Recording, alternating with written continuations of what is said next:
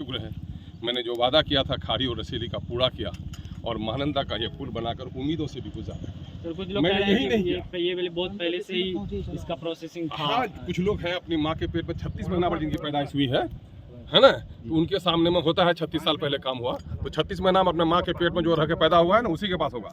है कोई माई का लाल तो आए बताए इस काम में कहाँ किसका योगदान है ना। काम करता हूँ, बल्कि वही लोग जो लोग ये दलाली करते हैं वो यही बोलते थे, अरे मैं तो धोखा छे इलेक्शन।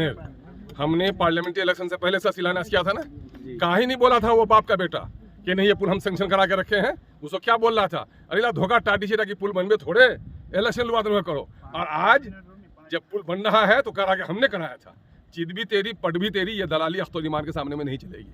अख्तर ईमान को बोलना आता है, लड़ना आता है, काम करना आता है। एक टोली जब यहाँ बालू गिराया गया था सर, तो मजाक बना रहे थे लोग ऐसे कि ब्रिज बन जाएगा, अख्तर ईमान साहब अपने पैसे से इलेक्शन के मुद्दे को जीतने के लिए मेरी गुज़िश्ता 25 साल पॉलिटिकल तारीख और मेरी तकरीबन 45 साल सोशल एक्टिविटी सामने में है लोगों के। कोई माई का लाल ये नहीं कह सकता कि मैं कभी गलत बयानी करके काम करता हूँ।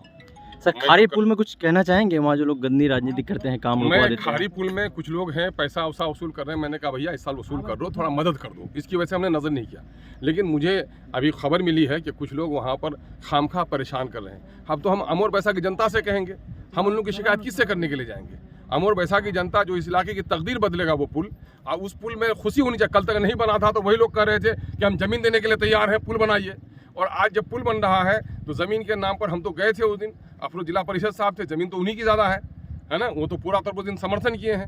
जब उनकी ज़मीन है और दूसरा आकर के वहाँ रंगदारी कर रहा है तो ये तो हमारे लोकल नेताओं की भी जिम्मेदारी है। आप लोग भी उठिए, लेकिन हम समझते हैं कि इंशाल्लाह समझदार हैं हमारे भाई लोग, ज़रा सा वक्त ही। और हमने उन लोगों को वादा किया है कि जिनकी ज़मीन पुल में जाएगी हम सबको रकम दिलवाएंगे। और जब तक आपको रकम नहीं मिलेगा आप अप्रोच मानने मत दीजिएगा, आप ढलाई करने मत दीजिएगा, हम आपका काम करा रहे हैं। इसलिए हम आप लोगों के माध्यम से उन लोगों से गुजारिश करना चाहते हैं कि भाई बड़ा काम हो रहा है।